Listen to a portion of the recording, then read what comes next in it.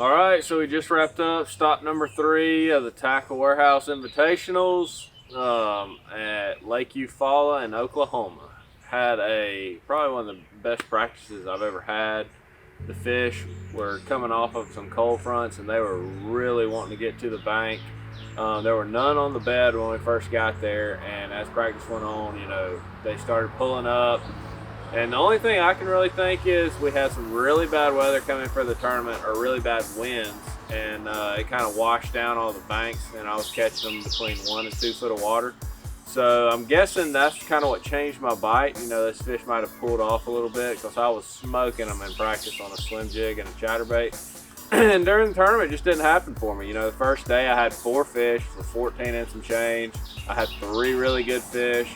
I lost 2 2.5 pounders first thing in the morning.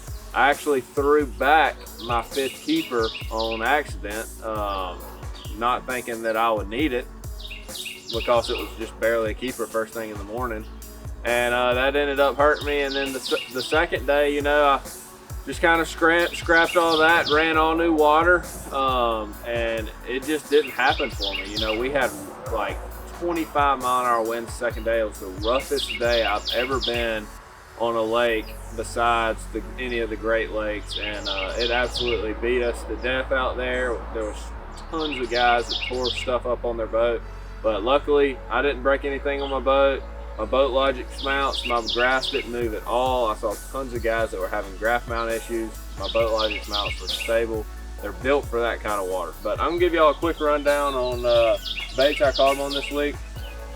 So the main thing I was throwing this week was just your normal jackhammer chatterbait, and I was putting the Guggen Happy Trailer on there.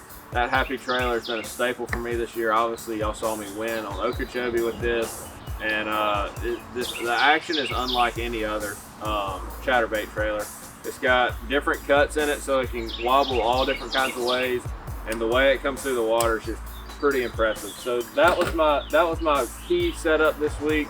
I did lose quite a few fish, and then caught one key fish on day 2. I caught like a 4.5, 5 pounder on the bandito bug, just on a ball head, reeling it around, dragging it around. Those fish seem to get off of the shad patterns more on throughout the tournament and get on the slow moving, shaky heads, jigs, stuff like that. So that biffle head on with that bandito bug was a really good thing, and I wish I would have figured out a little bit more. I picked it up late in the day on day 2, caught a 4.5 pounder on it, and then caught 2 like barely 9 keepers. I really wish I could have picked that up, about 10 or 11 o'clock. I think it would have been a different outcome. But, all in all, the first day, I just didn't think I made great decisions. Still had the opportunity. Day 2, I felt like I made great decisions, just didn't get the bites. So, that's how it goes sometimes. I think we finished up 80th. We didn't fall very far in the points. I think we fell down to like 16th or so. So we're still in there, still in the hunt for making the Bass Pro Tour. We're going here to Lake of the Ozarks here in about 2 weeks. So I'm really excited to get up there. I keep hearing really good things about that place. And then obviously we got Potomac and Wisconsin to finish out the year up at the Mississippi River. And Mississippi River has a special place in my heart, so I cannot wait to get back up there.